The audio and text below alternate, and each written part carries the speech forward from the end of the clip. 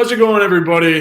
Happy Tuesday. Welcome to this week's edition of GC Live Foul Balls. As always, I'm Intern Joe, joined by my co-host, Mr. Jack Veltri. Jack, how are we doing on this fine Tuesday evening?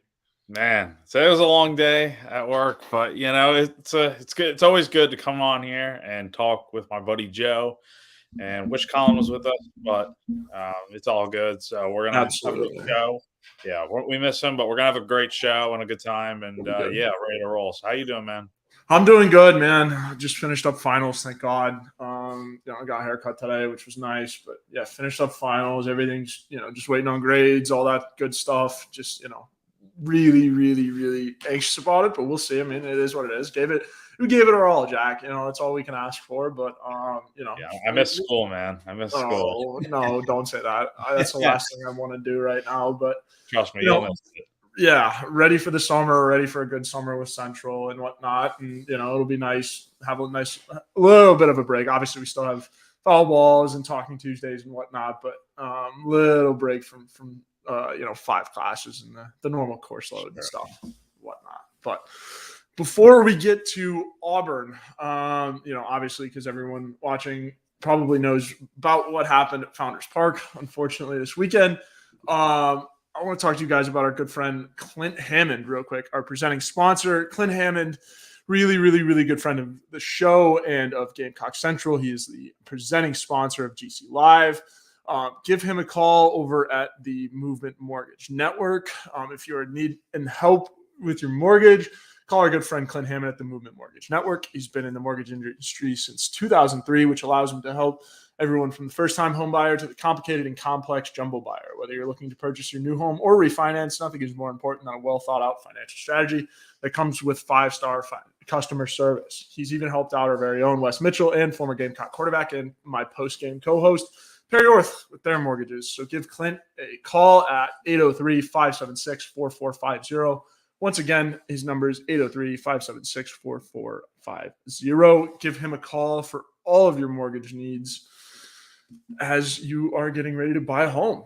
And our good friend Clint Hammond, that is. So Jack, getting into Auburn, not a whole lot to like from this weekend. They're definitely, we will talk about the bright spots, the good and the bad, as we get into it. But South Carolina drops to 35-8 on the year, 14-6 in the SEC. Their home record is damaged just a little bit, 25-3 at home, 8-5 away, which we'll get to in a little bit as we preview Kentucky, kind of talk about, what all this team has to do to, respond back from this weekend. But getting back, I guess, to Auburn, Jack, you were there all weekend. What the hell happened? I think everyone's, I think the hype from sweeping Florida was there. Mm-hmm. You could definitely feel it in the building on Friday. It was Kip Balknight day at Founders Park as they retired his jersey. But after that, the game really started in Auburn's favor. Right. Honestly, the first thing that just stood out from the series was how Auburn just controlled the game from start to finish. Yeah. And then obviously South Carolina responded pretty well on Sunday, but it took a while to get there. But just overall, Yeah. Auburn showed up to play, and South Carolina just didn't as much. They just struggled early, and it really cost them as the game went along. So yeah, absolutely. And I mean, you talk about the Gamecocks finally putting it together there at the very last minute, quite literally the last minute, as in Game 3. Will Tippett's first ever career home run, or win the game. That's gritty baseball, and I guess that is a good sign. If you're going to take away anything from this weekend, you can take away that as kind of a lone bright spot. But they were down and out the entire weekend. It seemed like bad first innings from both, or from all three starting pitchers really. And Auburn's no pushover either. I think we went over Auburn quickly last week. And that wasn't because they are a pushover team or an easy walkthrough by any means. It was just because we breezed over Auburn because there was so much high riding off of Florida. But I think after this weekend, Auburn, for me, it's giving me like very very much South Carolina baseball of last year kind of vibes. And I will say this about Auburn too. It always helps when you have relievers coming out of the bullpen throwing 95, 96, 97. It's pretty darn good coming out of your bullpen. And when you're up, that always helps too. Like I said, the Gamecocks struggled in their first innings out. So it was certainly tough to get things going. That's for sure. Yeah, it was just, I think all three starting pitchers definitely didn't have their best stuff early. Friday with Will Sanders, he really got roughed up. I think he gave up a career high in runs, and it was disappointing, I think, to see him return to that kind of form after pitching so well against Florida, because you're thinking, oh, he's gonna, be back to normal now. He'll be, pitching like his old self from last year and the year before, like the first round draft pick everyone thought he was going to be this year. But it just Auburn attacked pitches early and didn't waste time. I mean, they had 13 2-out RBI scoring situations this weekend. That's really kind of the telltale of this series. It's honestly the common theme of this series, as I'll talk about the other two pitchers in a second. But he just couldn't get it together. And it was just disappointing to see that, he just really didn't look. I think it was honestly probably his worst start of the season, if I'm being quite frank.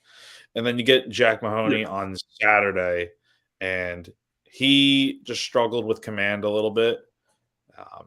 The home runs were really bad.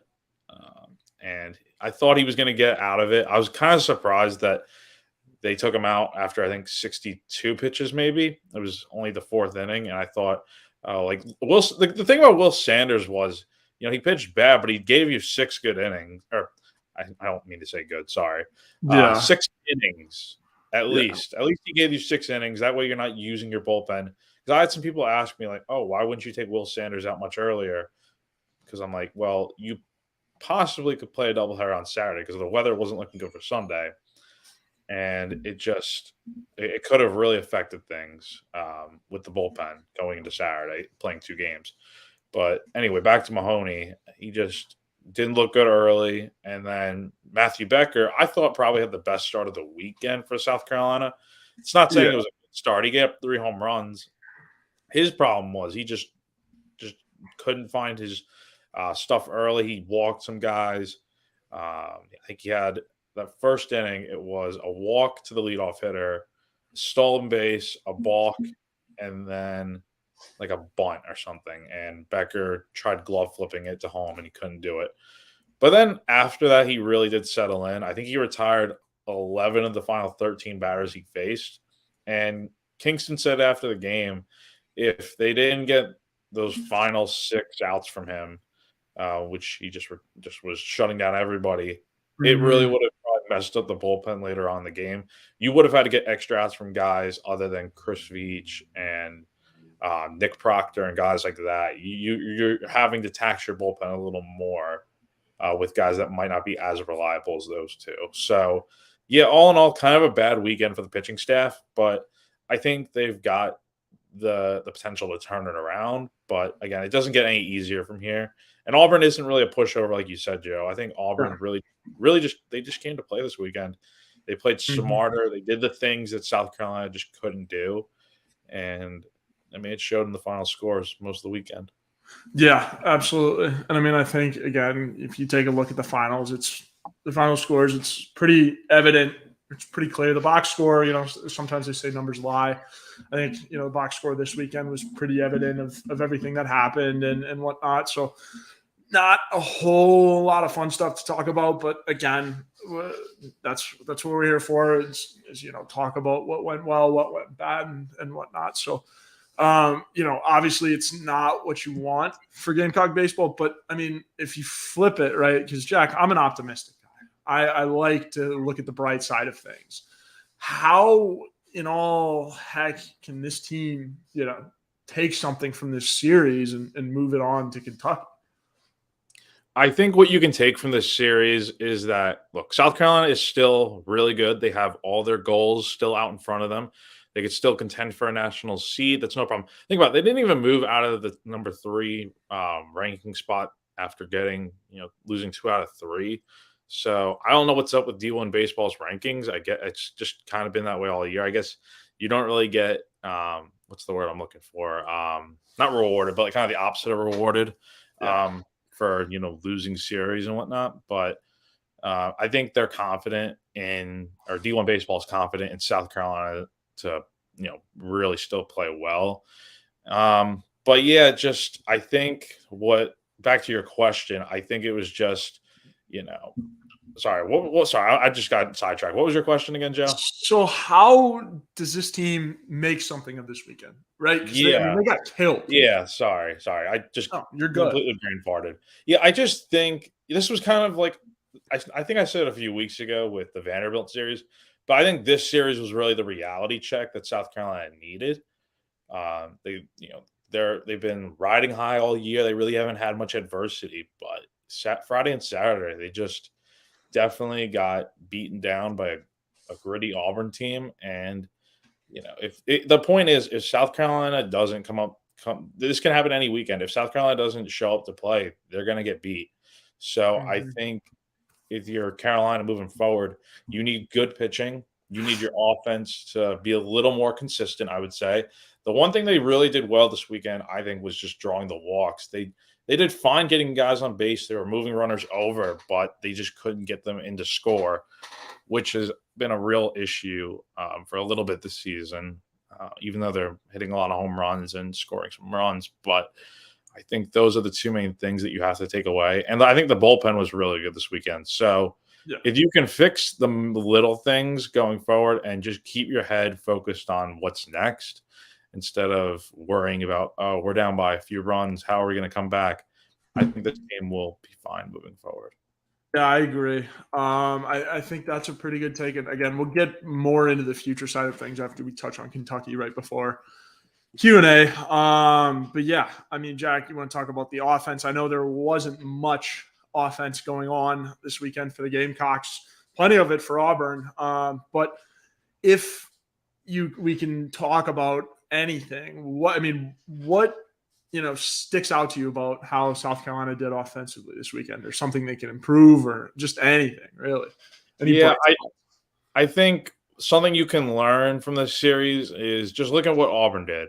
Yeah. Auburn was able to do what South Carolina did with moving runners over and stuff, and they were able to steal bases and hit the ball really hard, swing early in the count, Mm-hmm. and like I said, they hit really well with 2 outs. I think that's something South Carolina could learn from the series. Is hey, Auburn was able to do this really well. I mean, I think they know they can do it too. So I think it's just something from watching the other team is they were able to do it well. So I think they could do it well too. We know what South Carolina can do offensively. It's just Yeah. I think the home runs weren't up this weekend as Yeah. much. Obviously, they had a few, but nothing crazy. Mm-hmm. I think it's just getting those timely hits is what you need moving forward in order to win games in the SEC. You can't always rely on the home run ball, but as long as you're Mm-hmm. getting those timely hits and moving runners over and whatnot, I think you'll be just fine. Yeah, I agree. I mean, I think the clutch genes weren't there, but everyone knows, what the South Carolina offense is made of, and what it looks like when it's really humming. So I mean, baseball happens sometimes, right? Like I think that's what this weekend was in terms of just why the offense wasn't there. Like sometimes you have an off weekend and that happens. And granted, to South Carolina's point, it got a little bit uglier than they would have liked in the first two games, and then you were able to pull it out at the end, but in game three. But it's baseball, man. I think it's just a matter of the bats weren't on this weekend. Take your lumps and harness that into the road series coming up. This little road trip. All right, Jack, you want to get into our hitters of the series again? I know there weren't too many bright spots, but definitely a couple. Yeah, I don't think the offense was bad as we're kind of making it out to be. To be Yeah, honest, I know it wasn't a series win like most people were probably expecting. I have them sweeping, so yeah, it just says a lot about my picking lately. But I mean, honestly, you look at this. I think it's probably like halfway through the second game and on. The offense was pretty good. So I mean, it's there. It's just it's hard. It's harder to look at it deeper or focus on that when you lose a series. So But anyway, that's besides the point. Hitter of the series for me is going to be Mr. Clutch, Will Tippett, who I think desperately needed to get a big series under his belt. He's a freshman, skinny dude, wasn't really hitting well coming to the series. I think he was hitting maybe like a whopping like Not 135. good coming into the It series. wasn't good. No. And we all saw. I mean, I saw what he could do in the fall. He's a speedy guy. Could turn a double into a triple.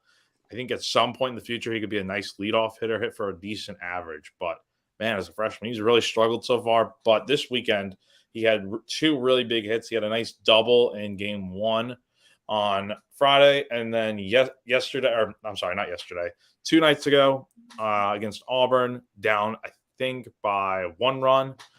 South Carolina was trying to make a comeback again after coming back the first time after being down 4 runs. Tippett cranks out a 3-run bomb. I don't think I was expecting that, to be honest, since he had never hit a home run in his college career. And man, it was a bomb. It was a bomb, and it ultimately made the difference as South Carolina went on to win 8-7. And it's funny, after the game, Will was saying that he looked at Braylon Wimmer before the at-bat, and Wim was like, I think you're going to hit a 3-run homer or a grand slam at some point today. And, shout out to Braylon Wimmer. He was spot on about that. So, yeah, that's my hitter of the series. He needed it, and it wasn't amazing. He didn't have like a million hits or anything, but he got the important hits, which I think is really what's important as he's filling in for all the injured guys on this roster. Yeah, absolutely. No, I think that's a great pick. For somebody who had been struggling as bad as he was, to kind of respond in that way. The clutch genes were certainly running through his veins, and shout out to Wimmer, for predicting the future. If we ever get him on here, we'll have to ask him. I'll have to ask him what my next week looks like. Definitely see if he can give some insight into what my week looks like. But speaking of guys that kind of came out of nowhere and did well this weekend, my hitter of the series is none other than Caleb Denny. Welcome back, sir. 4 for 5 with an RBI on Sunday. I'm assuming he'll be back in the lineup full time now. Has to be on Friday. Yeah. Spot. Unfortunately, I hate it for our guy Evan Stone, but like they're gonna play whoever's hitting. And so Denny is gonna get the jump back up. When we had Eister on, I remember, he's kind of starting to slump at least. And so we thought we could get a little Colin Taylor magic and try to get him out of the slump, but I guess it's a little bit of a delayed fuse because he's back. And again, Sunday was a big day for him. And so I'm happy for the kid. We've seen how well he can hit previously. He had a great fall. I mean, the kid can rake when he's on.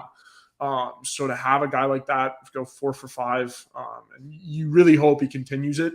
And if he can continue it, it helps as banged up as your roster is. I think it helps in a big way. Like we talked about how Stone's glove was so great, but I mean, when you have a bat like Denny's, when Denny's in like full go, I think it's really beneficial, especially without McGillis, and without Lee Croy, everybody banged up. So welcome back, Caleb Denny. Again, glad you're back, and that is my hit of the series. So transitioning a little bit, that's enough of the offense, as bad as it was. We can transition into some more, baseball. That's for sure. Yeah, we'll say baseball. I don't know if was the pitching good or bad. There were bright spots and there were bad spots again. Starting pitching wasn't too great though as we transitioned. But the bullpen was fine. The bullpen was good. Yeah, the bullpen made up for it. But yeah, go ahead. Yeah. So, what are we transitioning into pitchers of the week? Yeah, pitching and defense. Yeah. Obviously, the starters weren't good at all. But again, the bullpen did the thing. They were pretty lights out. But I guess, Jack, what'd you see from a pitching and defense? Yeah. I thought the defense. They didn't make a ton of errors this weekend. They didn't play awful in the field. I want to give a shout out to Jonathan French, who I think made, I guess, kind of like a game-saving play on Sunday. Yeah, there was, I think, it was after Chris Veach gave up the solo home run on the first pitch in the ninth inning there to lock down the save.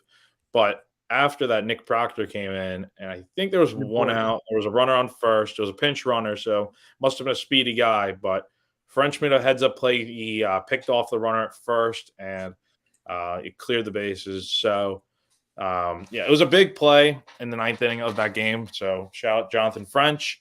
But yeah, other than that, I thought the bullpen was not too bad. I think your standout guys did really well, like Kate Austin, Chris Veach, and Nick Proctor did well and locked down his first save as a Gamecock.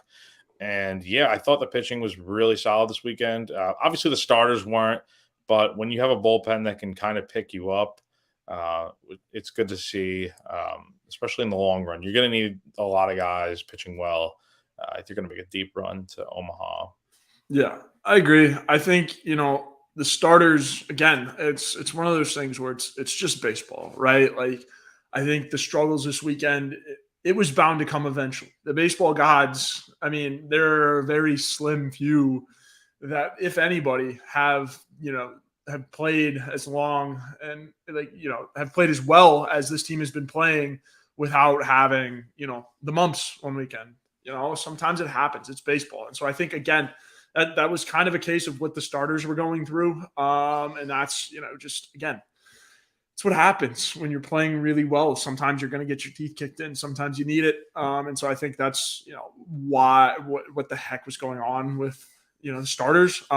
Obviously, I think a big area that they need to tune up, especially going into Kentucky, is, the first inning. They cannot allow so many runs in the first inning. It was bad, Jack.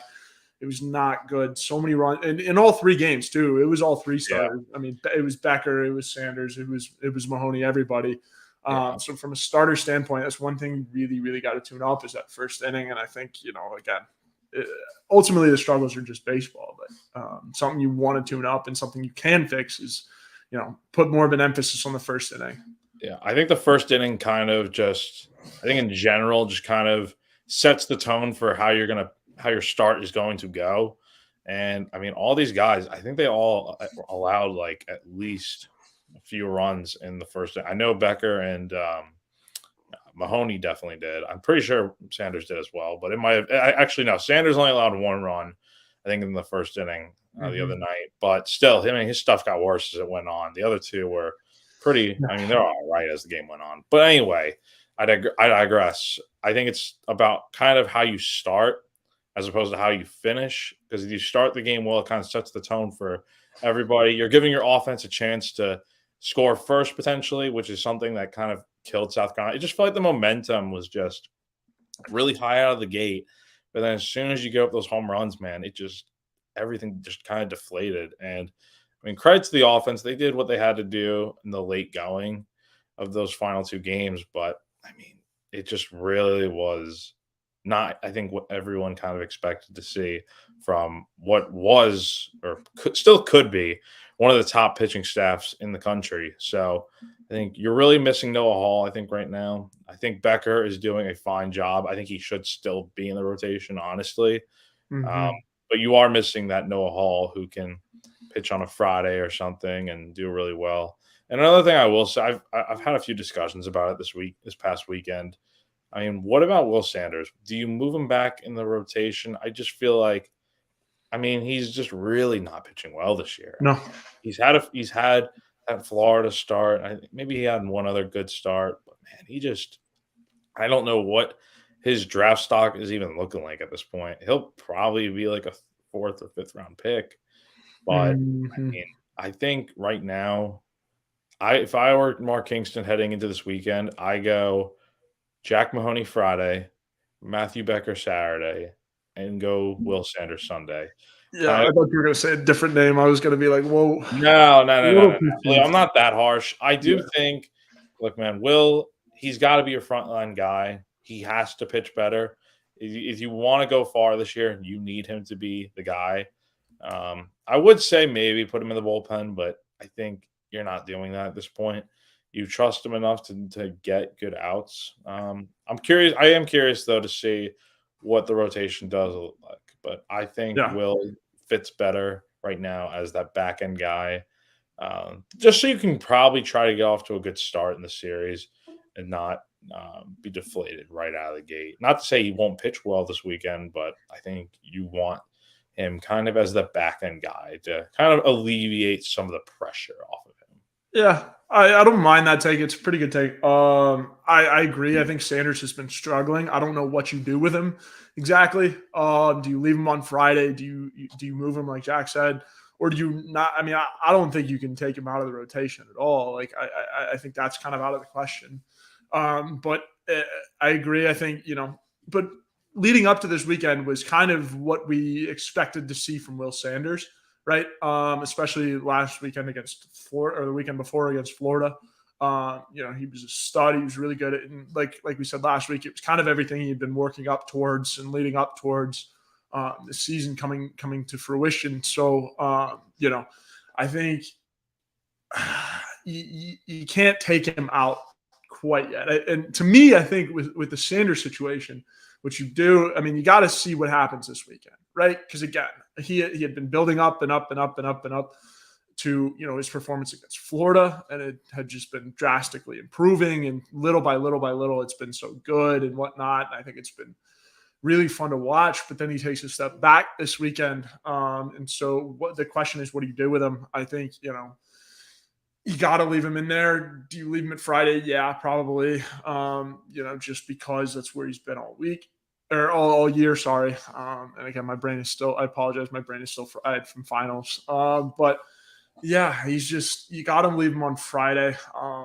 Just because, again, that's where he's been all year. And I don't know. I guess I don't really know.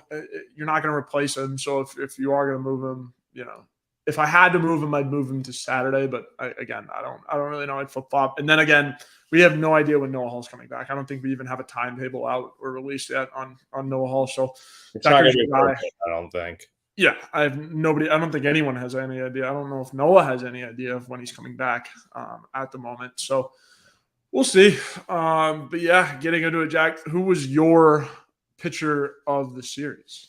Yeah, I thought Kate Austin probably had his best outing of the season so far. I think he's been pitching really well up to this point. But honestly, I was looking at it the other day. I think he pitched like over 50 innings last year. I think coming into this weekend, he had only been pitching less than 20, which is really crazy for a guy who was probably your best reliever last season.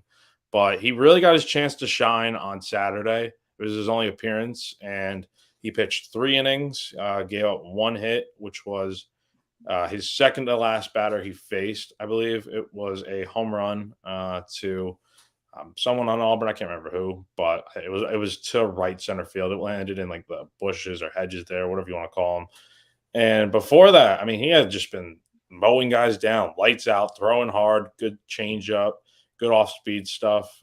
He retired the first 8 batters he faced. And then the home run, but then after that, he quickly got out of it, ended up pitching the last 3 innings of that game on Saturday. And I mean, even Kingston was like, yeah, I mean, this is the best he's looked. So, yeah, that's my pick. There are a few good options out there, especially on Sunday. But yeah, Joe, I'll let you get into who your pick would be. Yeah, my pick, again, not much from the starters, so it does boil down to the bullpen. My pick would be Chris Veach. Big. He's coming off of his big weekend against Florida with the strikeout and whatnot to end the game, the closer. So he picked up the win on Sunday. For his 1 2/3 innings pitched, came in, bases loaded, 1 out, got out of it, allowed 1 solo shot. Also had a strikeout. I think super duper clutch pitching from him. Really, really, really, really good from Veach. It's exactly what you want to see. So I think, plain and simple, he's my pitcher of the series simply because there wasn't a whole lot of good stuff to take from the starters, at least this week. Yeah. So, yeah. I thought bringing him back out for the 9th on Sunday was really, I mean, now just don't forget Mark Kingston wasn't coaching much on Sunday. He got ejected in, I think, the 3rd inning. And that's another thing we need to talk about is the umpiring this past weekend, because it really just, man, it kind of, as unbiased as I can be, it was really kind of one-sided, it felt like. I mean, Kingston just got rung up early, and it was because of a pitch clock violation that probably should have been called, not balls and strikes like most of you probably thought. But anyway, yeah, Veach. I don't know if I would have brought him back in for the ninth with your Monty Lee and Justin Parker. I think his pitch count was at like 35 up to that point. Yeah. And I mean, we know he can go that long. I mean, he's a great pitcher, but as soon as he gave up that home run on the first pitch of the ninth, I'm like, what are you doing? Why would you leave him in? You could have turned the game over to Cade Austin. Hell, you had Nick Proctor warming up. Don't diss my guy, man. He pitched well this weekend. But yeah, I think I probably would have left Veach out there instead of bringing him out for the ninth. But Yeah. that's just my take on it. He did pitch really well this weekend, so good pitch. Yeah. I agree. Yeah, well said. I can't really follow off that. But Jack, you want to tell everyone about our second title sponsor, Liberty Tax? Yes, let's do it. Let's do it. All right. Taxity is that uncertain feeling you get right before doing your taxes, but you don't have to go through it alone. The tax team at Liberty Tax in Irmo, Lexington, and Columbia will walk you through the process, clear up any confusion, and guarantee you'll get the biggest possible refund or your money back. It's tax time. If you're in a hurry for your refund, call on the tax team at Liberty Tax. Fast, accurate, and guaranteed. On the other hand, though, if you think you might be owing Uncle Sam, talk to the Liberty Tax team to make sure you're not paying more than you should owe. They'll find every possible deduction for you. Locally owned and operated, staffed by tax professionals from your neighborhood, open 99 weekdays and 9 to 5 Saturdays. There are multiple service options. Start through Liberty Tax mobile app or through desktop portal. You can make an appointment or just walk in, and you can give a call to upload your tax documents. And when you come in, your return will be ready to review and sign. So, yes, sir. That is it. The number is on screen there. Absolutely. And that number is 803-462-5576. Once again, 803-462-5576. I know tax season is up, but you might still be doing some stuff with Uncle Sam. I don't know. I wish I knew how it works. I'm probably ill prepared for my future, but that's okay. Yeah. So getting right back into it. Going to Kentucky, Jack. This is a big series up in Lexington, number 15 ranked. Kentucky Wildcats, again, big series for the Gamecocks, try to get back on board. Kentucky, again, like I said, comes in at number 15. They're 11-10 in the SEC. And let's see the record. I had this pulled up. I apologize. Crap, I don't have it. But no, so Kentucky is RPI ranked number 4 coming into this series. South Carolina is ranked number 2. So the rankings do, lie a little bit there if you base everything off the RPI. But again, Kentucky, really talented baseball team. It's going to be a tough one. Like, you got to bring your A game when you're going on the road in the SEC. And if this team plays anything like they did this weekend, it's going to be ugly, in my opinion. But Jack, what are you seeing from Kentucky? Yeah, I think these next two, I'm going to go on a limb here, but I think these next 2 weeks really kind of determine where you're going this season, because you get two regional teams that are going to be in the NCAA tournament, all but likely, as you're going to Kentucky, and then you're going to Arkansas the following weekend, which I think will be a tougher series, but that's for next week. Yeah, Kentucky has just been really good this season. I think kind of similar to South Carolina last year. They had a winning record last year, Kentucky, but they've really just taken a big step forward this season. And obviously that kind of starts with Jackson Gray, who is the best player on their team right now. He's hitting 360 with 17 bombs. So I think South Carolina kind of wishes they had that production in center field, but no slight on Dylan Brewer or Evan Stone. So yeah, I think just the key for South Carolina this weekend is kind of doing what you did against Vanderbilt a few weeks ago, starting off strong with the offense that we know, but continuing it throughout the weekend, building it up and up and up. And then I think what you need to see is the biggest thing this weekend is just going to be pitching. I think South Carolina's got to be able to pitch better. doesn't matter who you throw out there. I think we know the bullpen will do its thing, but at some point, this rotation needs to go 6 innings like Will Sanders did, but without giving up all those runs. You need to have a clean first inning just every start and give your offense a chance to get runs on the board early and get up on this Wildcat offense that can definitely do some damage. So we'll see what happens. But going to Lexington is not easy, and I think South Carolina just needs to be ready to go from the get-go. Yeah, I mean, I agree. Like I said, any road series in the SEC is tough. And so when you have a team like Kentucky, yeah, they're coming off of getting swept by Vandy. I don't think that matters. You saw what can happen when you have kind of a middle of the road SEC team wanting to play good baseball in Auburn. I think that was huge. It was a nice little wake up call for the Gamecocks as you head to Lexington and kick off this road trip. Obviously, they're coming back. Or is the Winthrop game at home? Winthrop is in Rock. Right? Yeah, the game is in Rock Hill tomorrow. Okay, so, yeah. Gotcha. So yeah, you are on the road for pretty much 2 weeks. So seven of your next 8 games are on the road. They come back 1 game next week, midweek at home. But this is definitely the big kind of determining factor in where your season goes, kind of like I said. So yeah, absolutely. No, so I agree. You got to bring the bats. I mean, Kentucky's team ERA is 4.11. It's not great, but also not great, not bad. But yeah, not bad either. Kind of again, middle of the road.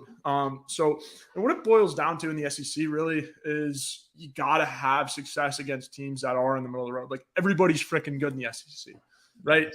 Complain about it. Like, so what? You gotta be better. That's why in the SEC, it's the best conference in baseball. It's why, if you want to be the best, you got to beat the best. And so you got to beat these middle of the road teams on the road. And it starts with Kentucky. And Arkansas doesn't get any easier, right? Like if you go out against Kentucky and kind of have a so-so weekend, Arkansas is going to see that and just eat it all up, So I think you got to play well against Kentucky if you're going to have any success whatsoever against Arkansas.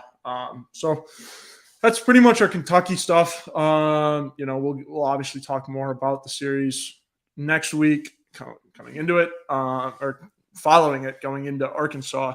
But again, not a whole lot to talk about from a Kentucky standpoint. They're not world beaters by any means. I guess we can call this our Q&A segment since we don't have any in the comments tonight. A little slow, which is okay. But we have some in the show notes. So Jack, we kind of talked about it a little bit earlier. What do they need to do to respond from losing the series to Auburn? Yeah, I think you got to just have some short-term memory. You'll get a nice pick-me-up game against Winthrop tomorrow night with Dylan Eskew on the bump. So I'm interested to see. I'll be there. I'm just interested to see how South Carolina kind of pitches tomorrow night. I think you'll get a lot of guys that just haven't been pitching this season much. But we'll see what happens there. But like I said before, I think you just need the offense to pick up where it left off on Sunday. We saw this team make 2 comebacks. They came back from 4 runs down against Auburn, and then they came back from a run down in the same game. So if you can have those guys that are scrappy, going to hit, and just do what they need to do, I think they'll be fine. And it's tough right now with injuries, I think. You got pretty much most of your infield is banged up. With Wimmer down, Talmadge LeCroy has just been hurt. He had 1 at-bat this weekend, but you could see it was like a grounder. He just didn't run hard down the first, and it was tough for him. It stinks to see that. And then you almost have a close call, Michael Braswell, I think in the first inning on Sunday. Yeah. He was, I think, trying to make a tag on a stolen base, but he didn't, and his hand looked a little banged up. But he seems to be fine. He played the rest of the game. And then Gavin Casas is battling back from that lung issue or whatever it was.